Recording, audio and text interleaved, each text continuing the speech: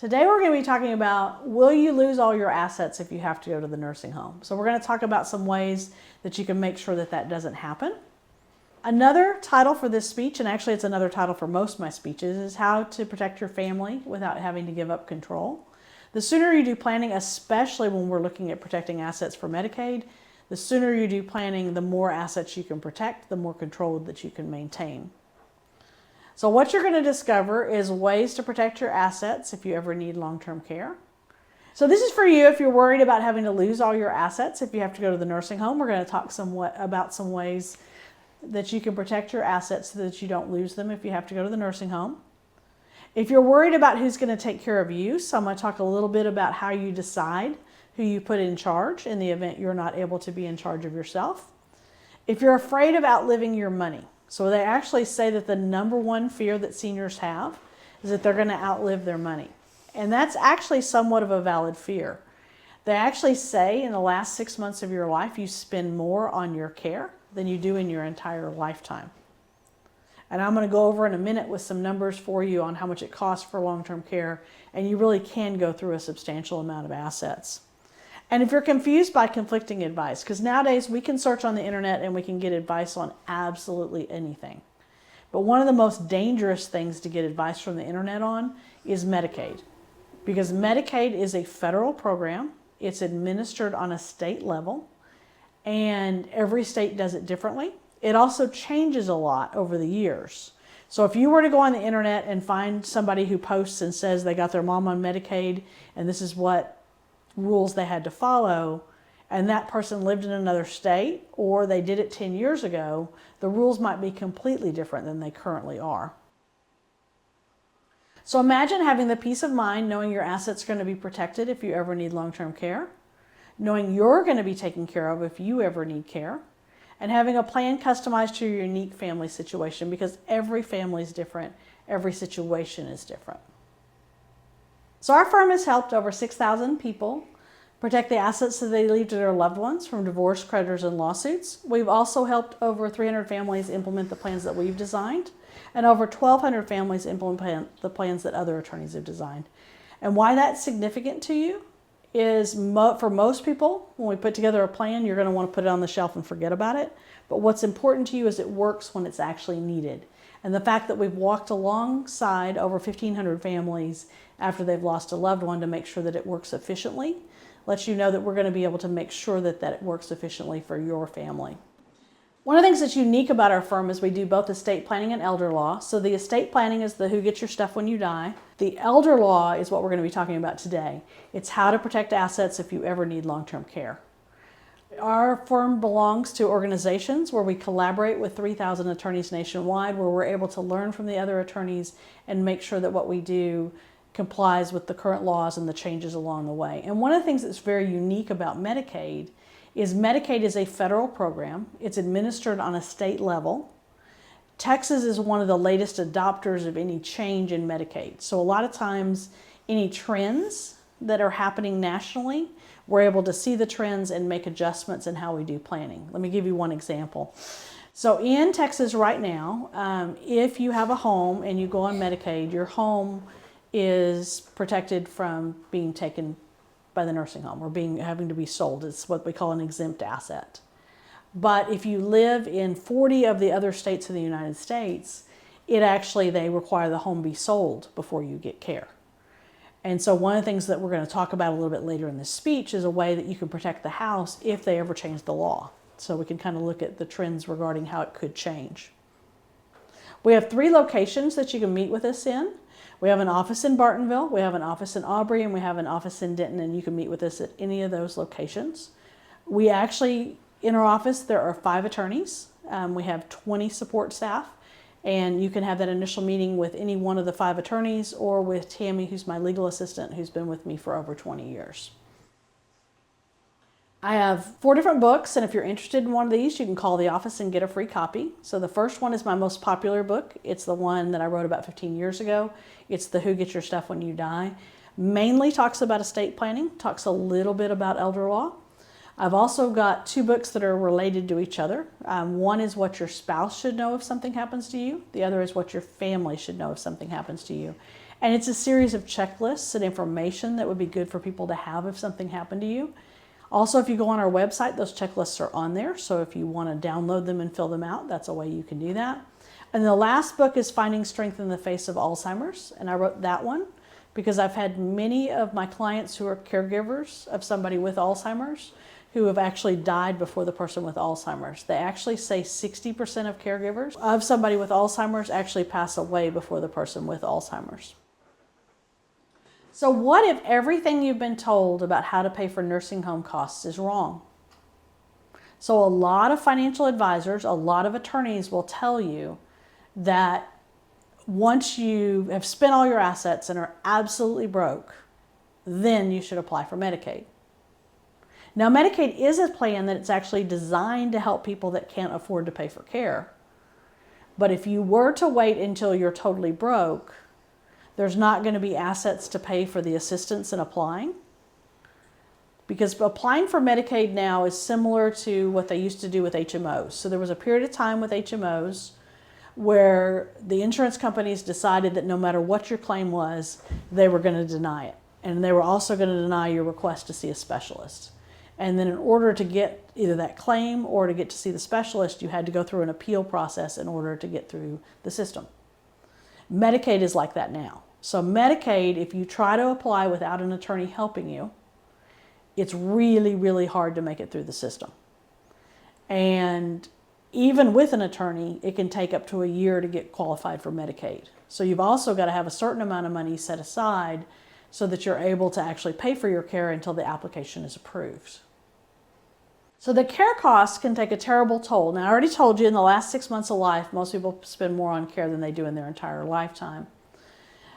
Nursing homes, on average in this area, cost $96,000 per year. Now, if you were to live in another state or in a larger city, it can actually be double that. So in those cities, a lot of times it's closer to $200,000 a year per care. And the average stay in a nursing home with Alzheimer's is 8 years. So even around here, if you were in a nursing home for 8 years, that's $800,000 approximately. And if you were in one of those other states, it may actually be $1.6 million. Care in the home is a lot more expensive. So care in the home can cost $180,000 a year. And if you think about the fact that the nursing home that I'm talking about is skilled nursing, that's when you need 24-hour nursing care, that's really the kind of the end of the road. So prior to that, you're going to need care in the home, and your family members may be able to provide a portion of that care. But at the point where you need care 24 hours a day, that's going to be exhausting for the family members helping, and you probably are going to need to hire somebody else to come in and help. Also, between the home care and the nursing home, there's the stages of assisted living, memory care, and those Medicaid doesn't pay for. Medicare also doesn't pay for it. And since I mentioned Medicare, let me tell you a little bit about that too. So a lot of people get confused and they think that Medicare will pay for the nursing home. And Medicare does pay for the first 20 days in full.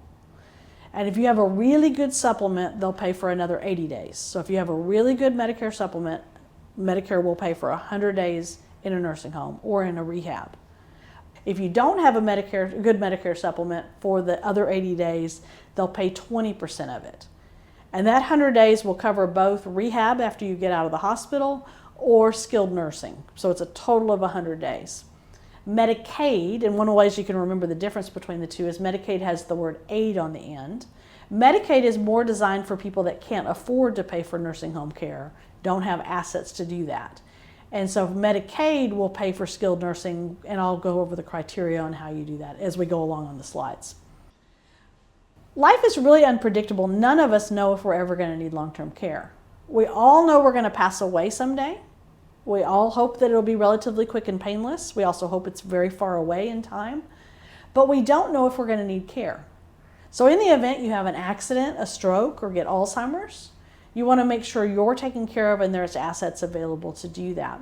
So one of the things I was mentioning is the reason why you want to plan ahead before you get totally broke is one, you're going to want to hire an attorney to help you through the process, but two, even once you're on Medicaid, you're going to want to have extra money to take care of you. So one of the questions that I get from people is, if the government's paying for my care, why would I need any extra money to take care of me? But if you were in a nursing home and the nursing home is, and Medicaid is paying for the nursing home, it is one caregiver to 40 people. And that one caregiver isn't going to be able to give you the level of care that you're going to want. So if you were able to set aside some of your money before you had to go to the nursing home, your family could then use that money to supplement your care. So to pay somebody to come in a few hours and help you. Or the other thing is on Medicaid, you're going to be in a semi-private room, meaning you're going to have a roommate. So in this area, it's one roommate. If you lived in Houston, it's actually 4 to a room. So you would have 3 roommates. So one of the things, if you've set aside some money and protected it from Medicaid taking it or requiring it be spent, you can actually buy yourself a private room. But we'll go through a little bit more of that in detail as we go along. So we're going to be talking about 2 categories. The 2 categories are pre-planning. So pre-planning is for people that don't have a current crisis. Now it might be that you've been diagnosed with something, Alzheimer's, dementia, something where you think you're going to need care in the future but don't currently need care. But with pre-planning, we really want it to be for you to have about 5 years before you need care. For crisis planning, it's you're going to need care soon. We know for sure it's not going to be 5 years from now, and we're trying to position assets to protect as much as possible in the event you need Medicaid. So for pre-planning, the furthest out, because I told you at the beginning, the further out we do this, the more control you can maintain. So the best pre-planning thing to do is to get some sort of long-term care insurance.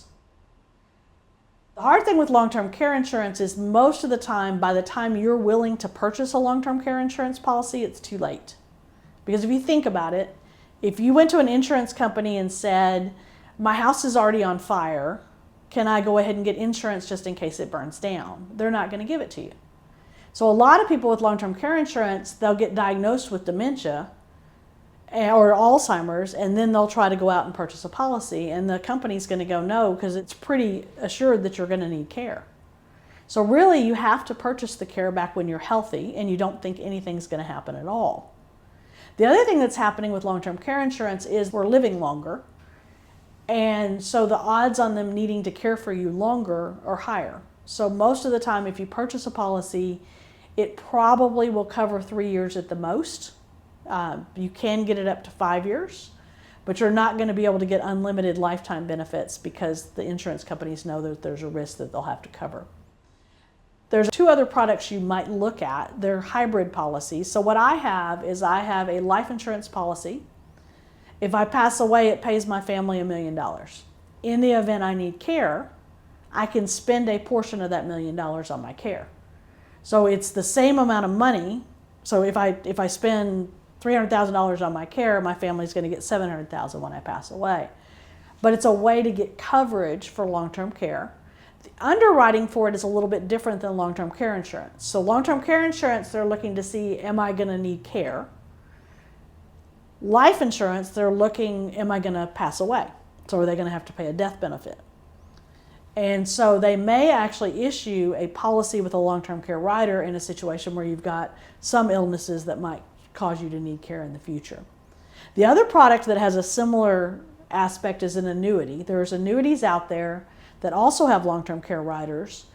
Some of them, it's the annuity provides that you get a certain amount per month, and in the event you need long-term care, that amount doubles.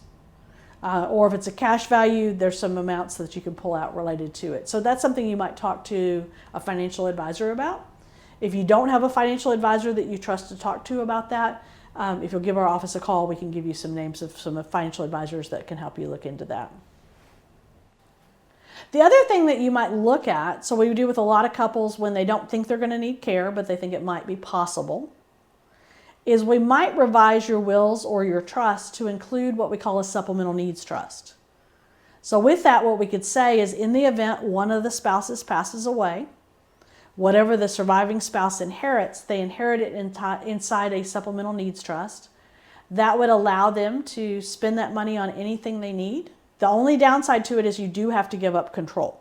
So if your spouse passes away and you inherit inside this supplemental needs trust, somebody other than you has to be in charge of it. Now the good news with it is the trust is going to provide that it can only be spent on you. So the person that you're putting in charge can't use the money for anybody other than you. And if they're not willing to spend money on you when you think it's necessary, you can actually get them removed as trustee and put somebody else in charge. But I always want to make sure that people think through the fact that when we're doing planning, we're trying to do planning for whenever you're going to need it in life. So a lot of times, whenever we set this up as a structure for somebody, both spouses are thinking that we're really putting this together for 20 years from now when one of them passes away. But if one of them passes away sooner, the surviving spouse is losing control of half the assets. And so I always make sure that you understand that when we put it together.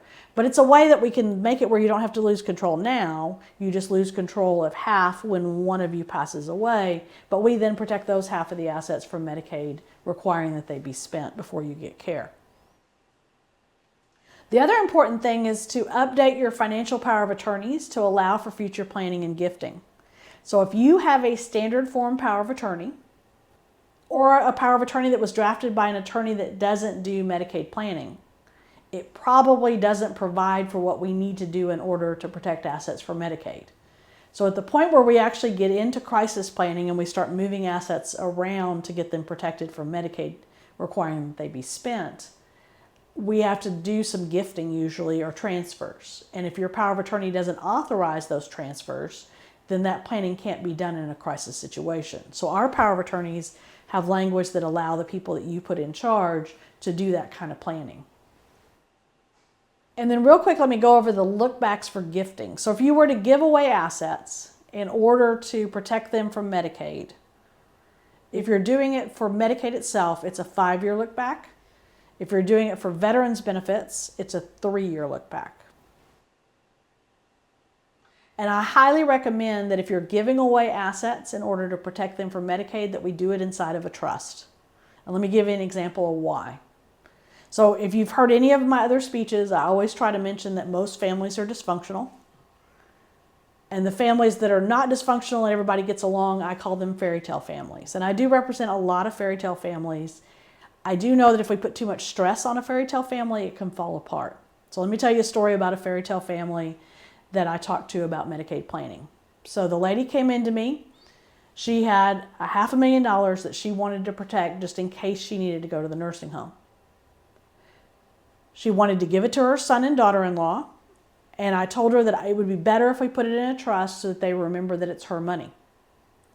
She said, no, my son is the most wonderful guy. There's no way he won't do the right thing. And I said, well, what about his wife? Well, they've been married over 30 years. She's a wonderful woman. I really like her. I trust her. I know for sure she'll take care of me. I said, well, what about their kids? Well, they've got 2 grown sons. They're wonderful people. I guarantee they'll take care of me if I need help. They're good grandsons. They'll take care of me. And their wives are wonderful people, and they'll take care of me. I have no doubt I'll be taken care of. So this lady actually writes a check to her son and daughter-in-law for $500,000. It gets deposited into their joint account, and then her daughter-in-law meets the man of her dreams. Turns out not to be this lady's son.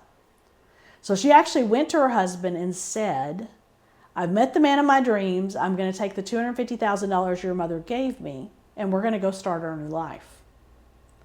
And there was nothing the son could do about it, because the gift really was to the 2 of them, and there was nothing the mother could do about it. If instead we had done it the way I suggested, which is the $500,000 would go into a trust, the son would be in charge of it, and then we could even add language that the daughter-in-law, because at the time we're drafting, she's still a good person, we could put that she's in charge next, but I always recommend that we add the language after her name if still married to the son. So that way she's not going to step in and be in charge if she's not part of the family anymore. And then you could also then put the grandsons in charge next. And that allows it to where you're sure that they remember that it's your money. Now for Medicaid purposes, in order for that to protect that $500,000, you do have to absolutely give up control. And you really do have to trust the people you're giving the money to. So when you give the money to your son and you put it in that trust and you let him be in charge, you've got to trust him to use the money to take care of you. One of the questions is, in order to qualify for Medicaid, will you have to sell the family home? Now, I told you a minute ago, Texas is one of the states that your home is exempt or protected. So in the state of Texas, for Medicaid purposes, You're allowed to have a house worth approximately $600,000. Now, a lot of my clients have land. They'll have a house and land.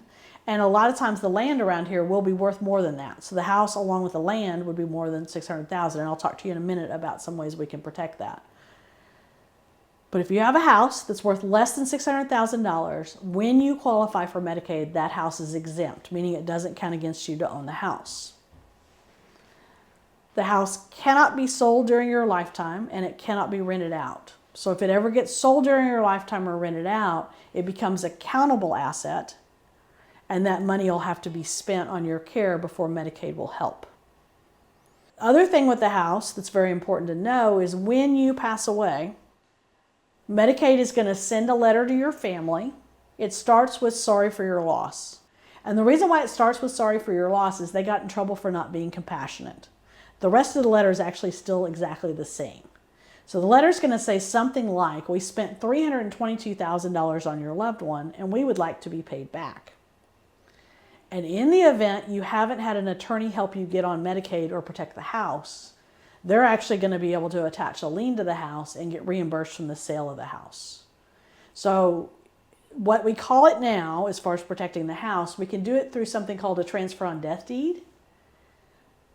It used to be called a ladybird deed. It's also been called an enhanced life estate deed. It's a deed that says that you can live in your house for life, and on your death it automatically belongs to a person or a trust. And if that happens, at the moment you pass away, you no longer own the house, meaning that lien can't attach. So even if you have a situation where you or a family member are absolutely broke and you're applying for Medicaid and the only asset you have is a house, you still want to get an attorney involved to make sure that they don't take the house after you pass away. But the other hard thing with the house is that once you need care, so remember I told you, if you have Alzheimer's, average stay in the nursing home is 8 years. So during that 8 years you're in the nursing home, the house, if it's an exempt asset for Medicaid, it actually has to sit vacant, meaning nobody can live in it. And you cannot rent it out or sell it. And a lot of insurance companies will not insure a vacant house. And then the other concern that I have with the house is 40 states in the United States require the house be sold before you get on Medicaid. And the logic behind that is if you're living in a nursing home, you don't need the house anymore. But in Texas right now, it's still protected, but I don't know how long that's going to be. And so a lot of our clients will actually take the house, put it in an irrevocable trust, reserve the right to live there for life, but make it where then the people that you put in charge of the house can sell it or rent it out during your lifetime. And so it allows a lot more flexibility as to what happens with the house. And that'll also protect it in the future if the law changes. Now, the important thing with that is this irrevocable trust has to be set up 5 years before you need care. And none of us get 5 years notice. So the look back used to be 3 years, and you could sometimes see it coming 3 years out, but it's much harder to see it coming 5 years out. Also, if you have land and a house that are worth more than $600,000, the irrevocable trust is a way to protect more than just the $600,000 in house and land. Now, some of you may be wondering, why do you want to do that? Well, around here, and probably all over the United States, land values have gone up astronomically. And so a lot of people have family land that's been in the family forever, and they really want to pass that down to their kids and grandkids. But if they ever need care, if it's worth over $600,000, Medicaid is going to require that it be sold. So it's a way to protect that land. And then the next question is, in order to qualify for VA benefits, will you need to sell the family home? And I'll show you the number in a minute. It's around $150,000 is what they allow in assets, along with a house and 2 acres. So the house, VA doesn't allow you to have more than 2 acres regardless of the value. So if you have more than 2 acres of land, it would be worth putting that asset in an irrevocable trust in order to protect it or allow you to qualify for VA benefits. So let me talk to you a little bit about crisis planning. So we've talked about pre-planning. So pre-planning is you think you have at least 3 years and probably 5 years before you need care. And so we're able to do some things to protect assets. So remember, we're doing stages of control. So the first stage was you don't think anything's going to happen at all, so we're just getting insurance or thinking through what would happen if you ever need care in the future. Second stage is the pre-planning, is when you think you might need care, but you think it's going to be at least 3 to 5 years out. Crisis planning is you need care now, or you're going to need care in the next year or so. So with crisis planning, we look to see what we can protect. So one question to ask with crisis planning is, or even pre-planning, is Medicaid and VA planning only for the poor? Let me give you a couple of examples of situations where we helped people get Medicaid and why that made a difference. So let me first tell you about the first lady I ever helped get on Medicaid. So the very first lady I ever helped get on Medicaid, her and her husband had worked all their lives. Their savings was $300,000. That's all the money they had. The husband started needing care. He had moved into skilled nursing. The wife was still in independent living, so she was in a duplex independent living at actually at Good Samaritan here in town. And they were paying $3,000 a month in rent for her apartment. He moved into skilled nursing. Skilled nursing was costing about $8,000 a month. And of course, with those two expenses, that $300,000 was going to go quickly. And under the rules at the time, she was allowed to keep about $100,000 if she didn't have an attorney help her protect assets. So when she came to me, she said, I'm 65 years old.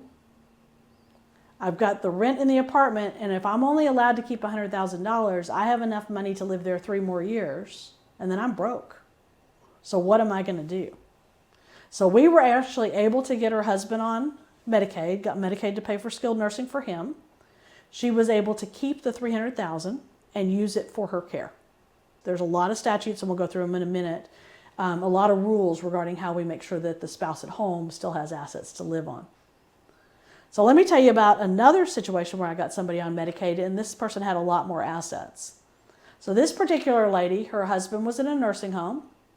He had sundowner syndrome, and he would have nightmares, and he would try to run from things, and he kept breaking bones. And one of the things with nursing homes nowadays, and this is probably a very good rule, but they're not allowed to restrain people. So there's no way for the nursing home to make it where he couldn't get out of bed on his own. Now remember, I told you 1 caregiver to 40 people, so the caregiver can't sit by his bed to make sure he's safe in the nursing home itself. So this lady, at the time I met her, had already for 2 years been paying for the nursing home at $8,000 a month. She'd been paying $15,000 a month for somebody to come sit beside his bed for 16 hours a day. She sat beside his bed the other 8 hours a day, every day. And so one, when I met her, she was extremely exhausted. And 2, they were eventually going to run out of money. Now they did have about $3 million. But if you're spending $23,000 a month on his care, and he was actually, other than having Alzheimer's, he was extremely healthy. So the odds on him needing care for another 8 to 10 years were very high. And so they really could have gone through the entire $3 million in just taking care of him. And then what money would have been available to take care of her? So we were able to get him on Medicaid. Medicaid paid for the nursing home. Now, when Medicaid pays for the nursing home, they don't pay $8,000 a month. They pay about $5,000 to the nursing home, but that covers all of the cost of the nursing home care. This lady still was paying $15,000 a month for somebody to sit beside his bed and make sure he was safe. She also was paying for him to have a private room. So she still was spending a substantial portion of their assets on his care, but Medicaid was taking care of at least the nursing home costs. So one of the myths or things that happens is a lot of times financial advisors will tell people, you have more than enough money, we don't need to talk about Medicaid planning at all. But what if you and your spouse both need 8 to 10 years of care in a nursing home? Do you really have enough money to cover that? And hopefully it doesn't happen, but we need to make sure there's enough money available for that care. And as I said before, really the nursing home is the end of the road. So nursing home is when you need 24-hour nursing care. Prior to that, you're going to need care in the home, probably some sort of assisted living or memory care. So a lot of times, a lot of the assets will be spent on that. Also on whatever illnesses you have along the way. Those also eat up assets. So too many people assume they will or will not qualify for Medicaid benefits. So let me give you a couple examples of that. So a lot of times, if somebody seems to be relatively broke, the nursing home will actually apply for Medicaid for you. And the downside to that is the person reviewing your application has 90 days to either reject it, accept it, or request more information. So what happens a lot of times when you apply for Medicaid now is when that 90-day deadline comes up, they actually just request more information. So the last few applications that we did, we had this go on for an entire year where we would file the application, we would give them all the information they needed, and then at the 90-day mark, they would request the bank statements that were created during that 90-day review period. So they would request bank statements that did not exist at the time we applied. And the reason why that happens is the caseworkers are very overworked, and they have a time period that they have to process, on average, the applications. So if there's anything complex in the application, if they can just request more information, it actually puts it back in the pool. It actually takes it completely off their desks and puts it on somebody else's desk to work on, and then the cycle starts again. So because of that, there's a long delay from when you apply to when Medicaid's going to tell you yes or no. And if there's anything that disqualifies you from being able to get Medicaid benefits, you actually lose benefits for that entire time. Let me give you an example. So there was a lady who the nursing home applied for her to get Medicaid. She was relatively broke, so in her checking account she had $200. She told the nursing home she had no other money. She had Social Security that came in, that was it. And she got a very minimal amount in Social Security. But when Medicaid actually processed the application, they did a search. There's a way for them to find life insurance policies. So they found a life insurance policy this lady had. It had cash value of $3,000. Now, I haven't gone over the numbers with you yet, but an individual is allowed to have $2,000 in available resources. So that cash value of $3,000 disqualifies her. Now, you and I being logical, we could agree that all she has to do is spend $1,000 on her care, which she's already done over the 6 months that Medicaid's been looking at the application. But Medicaid, it's a bright line rule. So midnight of the month you're applying for, of the first day, midnight of the first day of the month you're applying, on that date you have to have $2,000 or less. So she didn't meet that criteria. So for the entire 6 months that this application is pending, she's not qualified because she had $3,000. And it could not be fixed until she cashed in the cash value from the policy, and then she could qualify for Medicaid. Let me give you another example of somebody came to me after a nursing home applied. This lady had a mobile home and she had sold it, and she was receiving $300 a month in payments on the mobile home. So she had sold it to somebody who agreed to pay her $300 a month for 10 years. Now, again, I said, you and I being logical, we would have looked at it as she has $300 in income per month. Medicaid looked at it as she had a note that was sellable. So she could have sold that promissory note to somebody else and gotten more than $2,000. They valued it at the sum of all the payments that would be due over 10 years. Now, you could not get a buyer to pay that amount of money because there's a risk that the person that purchased the mobile home wouldn't make one of the payments. But they actually said that that promissory note had to be sold before she could qualify for Medicaid. Now, the other part of the story that makes this one kind of sad is the daughter had a really good job, and she had voluntarily agreed to pay for mom's care and had been doing it for 3 years. So she had actually paid for mom's care for 3 years. She got laid off, and so she couldn't afford it anymore. And so at that point, that's when the nursing home applied for mom to get Medicaid. What ended up having to happen is the daughter had to purchase the promissory note from mom. So she ended up having to spend, and because the daughter was purchasing it, it had to be the value Medicaid put on it, so it was about $30,000 from mom. That $30,000 then had to be spent on mom's care, and then after that she was able to get Medicaid. So we've got to be careful in assuming that we're going to qualify. And then I'll show you in a minute some rules regarding how to protect assets if you're married and how to protect assets if you're single. As a general rule of thumb, if you're a single person going on Medicaid and you work with an attorney to protect assets, in a crisis situation, you can usually protect about half of your assets. If you're a married couple and you work with an attorney to apply for Medicaid, we can usually protect most of your assets. So I'm going to talk to you a little bit about public benefits for long-term care. Specifically today, we're going to talk about veterans benefits, which is the improved pension. We're also going to talk about the improved death pension. For Medicaid, we're going to talk about Medicaid for elderly and people with disabilities, specifically Medicaid that covers skilled nursing, so 24-hour nursing care.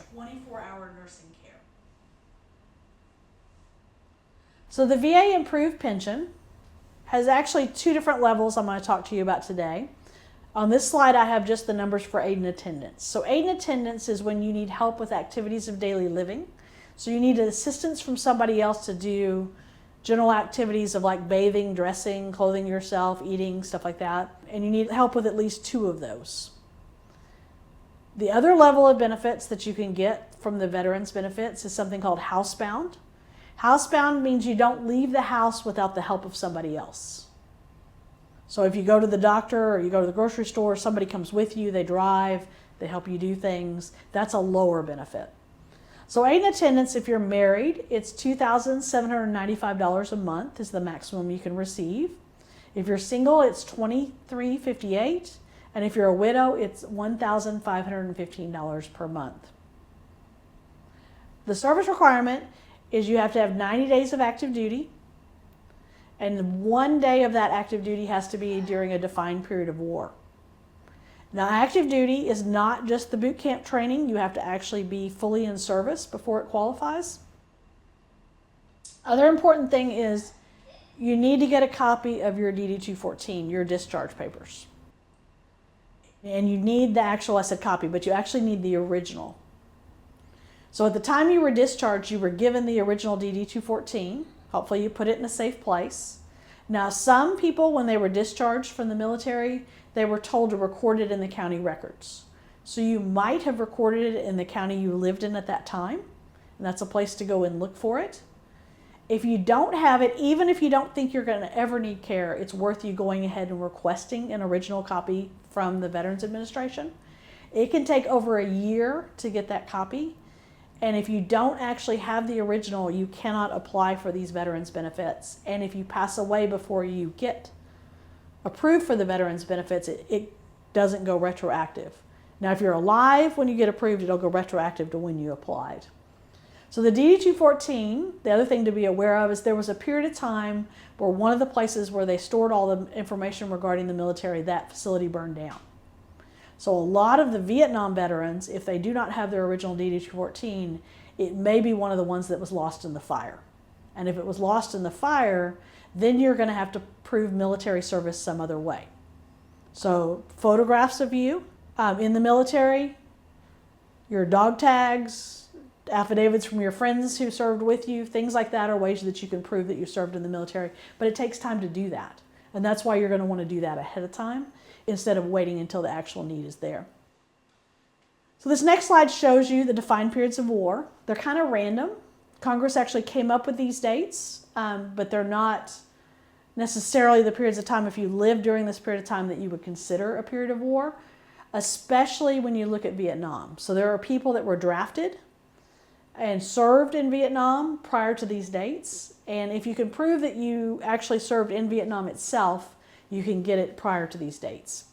So World War II, it's from December 7th, 1941 to December 31st, 1946. Korean War, it's June 27th, 1950 to January 31st, 1955. The Vietnam War, the official dates are August 5th from 1964 to May 7th, 1975.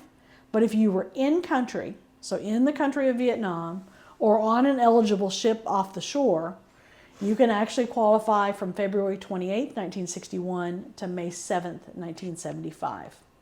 The Persian Gulf War actually started August 2nd, 1990, and it continues to the present day. Now, I told you a minute ago, 90 days of active duty. They've changed the rules for the Persian Gulf War. That one you have to serve 24 months or a full tour of duty. I already told you medical necessity, 2 levels. There's housebound, meaning you don't leave the house without somebody else, or aid in attendance.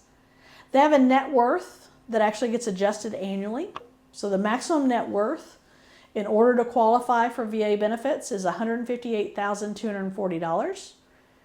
And they calculate it really kind of oddly. It's the assets that you have plus 1 year worth of income less any medical expenses, annual medical expenses. But there's a few things that are exempt. I've already mentioned the house and 2 acres. And it's not any house. It has to be your homestead. So it has to be the house you live in plus 2 acres. A car is exempt. Now, technically, for both Medicaid and VA benefits, there's a maximum value for the car. They don't enforce that. Now, if you go crazy and buy a Lamborghini, they're going to count that against you. But as long as it's a reasonable car, even if you had to buy a handicapped accessible van so somebody else could transport you, they'll allow that. Life insurance is exempt, but the cash value will count against you. Any pre-need funeral plans, as long as they're non-refundable, are not counted against you. And personal belongings within reason. So if you had a lot of money, you can't go out and buy a whole bunch of jewelry or diamonds or household goods just to avoid those assets counting against you. But as long as you have a reasonable amount of personal belongings, they're not going to worry about it. And the income maximums are exactly the numbers I showed you a minute ago for aid and attendance. And when they look at income, they're going to look at the income you have coming in minus recurring medical expenses. So if you have 1 year where you've had back surgery, they're not going to allow you to count that against it because that's a one-time thing, but annual expenses that are expected to reoccur. And VA actually, once you get the benefit, they're going to once a year have you prove that you're spending the money on your care. And you can actually apply for more if you're doing more care. So if you were able to qualify for just $1 of the benefit, it's worth paying somebody to come in and care for you and help. And a lot of times this is a lifesaver for the caregiver. I don't think I mentioned, yeah, I did. I mentioned at the beginning the stat that 60% of caregivers actually pass away first because they get so exhausted from caregiving. So if you were able to get this extra $2,000 a month and pay for extra care, it's going to make a big difference for the person taking care of you. So let me talk to you really briefly about dependency and indemnity compensation. They call it DIC. So there's several qualifying things for that. First is if the veteran died on active duty, there's a benefit that the spouse and the kids receive. It's a monthly amount. If the veteran has a service-connected disability that either was the principal or contributory cause of death. So I've actually had clients go in and have the death certificate amended to show all of the possible causes of death so that they were able to get one that's service-connected. If the veteran died from a non-service disability but was receiving VA compensation for a service-connected disability for at least 10 years. So if you're receiving service-connected disability payments for 10 years and you pass away from something else, you can still get this DIC compensation. There's other qualifications to look for. So if you have somebody in your family who's a veteran who's passed away, it's worth talking to the county VA office and seeing if you would qualify for this because there's a lot of other exceptions. And the advantage to this DIC is it doesn't have a means test, meaning you can have any amount of income, any amount of assets, and your family would still qualify for this benefit. And the monthly benefit is actually more than you would receive under the other programs. So let's talk about Medicaid. So non-financial eligibility requirements. One, you have to have a medical necessity. So you need to have some reason why you need care. And specifically the type I'm talking about now, you need to have 24-hour nursing care is the level of care that you need before Medicaid will step in. You've got to be living in a Medicaid participating nursing home, so one that accepts Medicaid. You've also got to be in a Medicaid certified bed. Now this is not a bed with a giant M on the bottom of it. It's just a percentage of the population. So most nursing homes have some percentage of the people in the nursing home that are allowed to be on Medicaid. So when you go in there, they've got to classify you as one of the people that's in one of the beds that is designated for Medicaid. Most nursing homes have just a percentage of the population they allow to be on Medicaid. And the reason why they have a percentage of the population instead of the entire population being on Medicaid is they don't get paid as much as a person individually pays. So you individually, if you're paying for a nursing home for somebody, you're going to pay $8,000 a month. If the government pays for it, they're going to pay about $5,000 a month for that same care. And so just the expense of running a nursing home, if it's entirely the government paying for it, you may not have the same quality of a nursing home. You've got to be a U.S. citizen, and you have to be a resident of the state of Texas. And Texas isn't all that picky about that. You just like physically have to live in Texas. They're not going to make you live here 6 months before you qualify. You've just got to be a resident of the state of Texas. And you've got to be enrolled in Medicare Part A and B if you qualify. So this type of Medicaid pays for the nursing home. It may pay for some community care, but the standards for community care are dramatically stricter. So one of the things I told you a minute ago is for a married couple, we can protect most of the assets if one spouse needs care. That doesn't work for community care. So for community care, you truly have to meet their criteria of assets not being over a certain number. And I'll go over the number in a minute. It's around $130,000.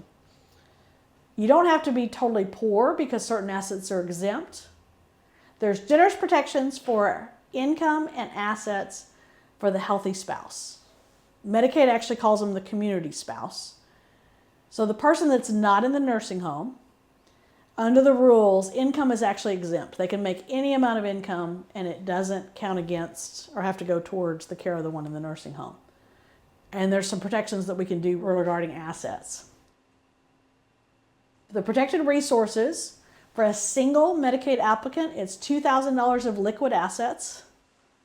They can have a house that they live in, so it has to be your homestead, a car, personal belongings, burial contracts and spaces.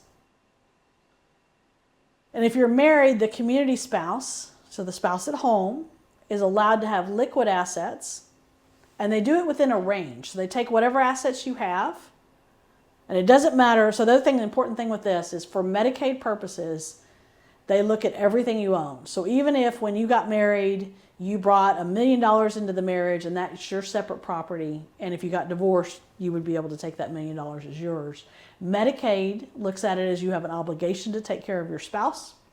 So everything you own is included, including that $1 million.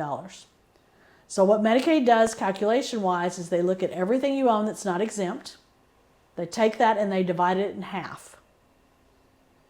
And if it's less than $31,584, you get to keep $31,584. If it's more than $157,920, then the extra money has to be spent before you qualify for care. Now, I've told you a minute ago, working with an attorney, there's rules that we can use or ways we can protect all of the money. But if you were to apply for Medicaid without an attorney, you have to fit within this range. So really the spouse at home, without an attorney helping them, is allowed to have about $150,000 on top of the exempt assets. But we can use a lot of strategies to protect a whole lot more. So the snapshot date, the date that Medicaid uses to calculate this dividing in half, is actually kind of a retroactive date. It's the first day of the calendar month in which institutionalization began. So on this chart, in this particular situation, this person was at home on April 1st. They had a medical event and they went to the hospital on April 15th. They were in the hospital till May 1st.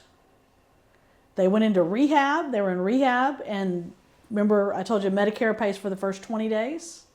So Medicare paid for at least 20 days of that, and they probably will pay up to 100 days. So at the point where they get done with the 100 days, that's when you actually apply for Medicaid. So with this, medical event happened on April 15th. You're not going to apply for Medicaid until August 1st. But the snapshot date in order to divide the assets was on April 1st. So it's midnight of the first day of the month you need care. So the hard part is if we were trying to move assets around or plan we can't do that retroactive. You don't know when you're going to the hospital and start needing care. So that's part of why it's worth having an attorney help you figure out how to position assets to make sure that it's done properly. So let me talk to you a little bit about protected resources. So protected resources, I told you a house. It's got to be a house you live in. The maximum is $730,000. The single person must have had ownership and actually lived in the house prior to going into care. So if you have a parent who's getting ready to go in the nursing home and she has money and you want to make sure that that money is protected, you can't just rush out there and buy a home. If she doesn't actually live in the home for a period of time, that asset isn't going to be exempt. You can have one car. Like I said, there is a limit on the value, but they don't actually enforce that as long as it's reasonable to have the car. You can do pre-need funeral plans and burial spaces for yourself and certain family members. You can have those personal property and belongings, same rules as we talked about for VA. You can't go crazy with buying things like gold, silver, or jewelry in order to hide assets. Life insurance, they allow a cash value maximum of $1,500 per person. So another protected resource is any real estate placed for sale. So if you have land that's hard to sell or you want to keep in the family, it has to be listed at a reasonable price. So if you had land that was worth $200,000, you can't list it for $4 million and have it be exempt. So it's got to be reasonable in what the listing price is. But a lot of my clients have land that won't sell. So there's maybe lots in a subdivision that hasn't fully developed. And so it's really hard for them to actually get anybody to buy it. And so if you'll place it for sale, list it with a realtor, has to be listed with an actual realtor, has to be listed at a reasonable price, then that will end up being exempt because it can't be sold. Now at the point where in the future, if you ever sell it, then that cash would be an available resource. And retirement accounts, so IRAs, 401ks, are exempt, and that's actually relatively new, and that's one of the really good benefits in the state of Texas. So for retirement accounts, as long as they're in what we call payout status. So at the point where you start taking required minimum distributions, the IRS requires you take out about 4.5% per year. And so to put it in payout status, which you can do even earlier than when you're required to do it, you can actually put it in payout status when you're in your 50s, and you can make it where you take out 4.5% per year, and then that will be exempt. Now that income is going to count against the income you're allowed to have, and I'll talk to you about that in a minute, and that income will go towards your care. The other thing that we can do in order to prepare for Medicaid is expend it on certain things. So you could purchase or improve any of the exempt assets that I just listed. So you could fix up your house, buy a nicer automobile, you could buy, as I mentioned, a handicapped accessible van, something that even if you can't drive anymore, that somebody else could transport you around in, as long as it stays in your name. You can do pre-need funerals for the applicant, their spouse, or immediate family members. The plans or the funerals have to be irrevocable, meaning unchangeable. You can also pay debts, so you can pay your mortgage down, you can pay credit card bills, medical bills, any of your expenses before you try to apply. But one of the main strategies that attorneys use to help protect assets for Medicaid is to purchase income. So if you have more assets than you're allowed to have, remember the spouse is allowed to have any amount of income. So the spouse that's not in the nursing home can have unlimited income. And so because of that, if you take the assets and you convert them to income, meaning you convert them to an annuity, then that income from the annuity is actually exempt. Now there's rules regarding it, how long the annuity can be, what kind of benefits it can generate, things like that, and you'll need to work with an attorney to make sure that's done properly. So Medicaid also has income limits. So for the Medicaid applicant, so the person applying for Medicaid, they're allowed to have $2,901. Now remember, I told you nursing home costs $8,000 a month. So even if you had income of $2,901 a month or $3,000 a month, that by no means is going to pay for your care. In the event you have more income than that $2,901, we have to set up either it's now called a qualified income trust, used to be called a Miller trust. It's a trust where we take the extra income, we put it in the trust, in an account in the name of the trust, And then every month you distribute to yourself $60 a month, which is the needs allowance you're allowed to take out. The rest of the money goes to the nursing home. Now, if you're a veteran, you get a little bit more. You actually get to take out $90 a month, and then the rest of the money goes to the nursing home. The community spouse, the spouse at home, there's no maximum on the amount of income they can have, but there is a minimum. So in the event your spouse, when you add up their income, so if they're already retired and they have Social Security and their Social Security is under $3,948 a month, they get to take the person in the nursing home's income until they get up to that $3,948. The rest of the income goes towards the nursing home care. If you've done no planning, what's the next step? So I've told you at the beginning, the sooner we plan, the more control you can maintain. So the sooner we can put this plan in place, the better. And if you've done some planning, you might want to have it reviewed to make sure you've thought through everything.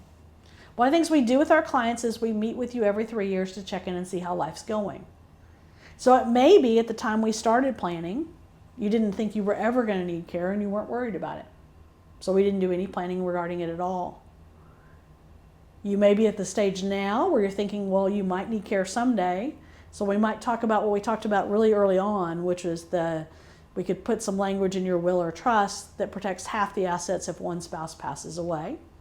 Or we might do the pre-planning that needs to be done 5 years before you need care to protect your house and some of your assets.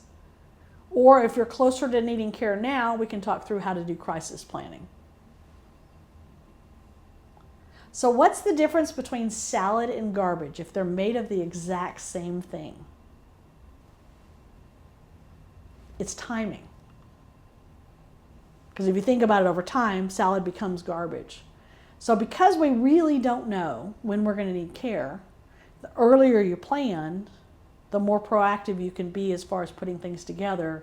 If we wait till too close in, our options become less desirable. Now, where do you go from here? Most people end up procrastinating. Because I told you at the beginning, it's hard enough for us to think that we might die someday. We all kind of know that that's a reality, but it's really hard to think about. But a harder thing to think about is, what if we need care? What if we can't take care of ourselves? The sooner you plan, the more control you can maintain. So I would love for you to meet with one of the attorneys in our office or with Tammy, my legal assistant, and just talk through what the options are to make sure you're protected if you ever need care and your assets are protected for your family. We look forward to seeing you.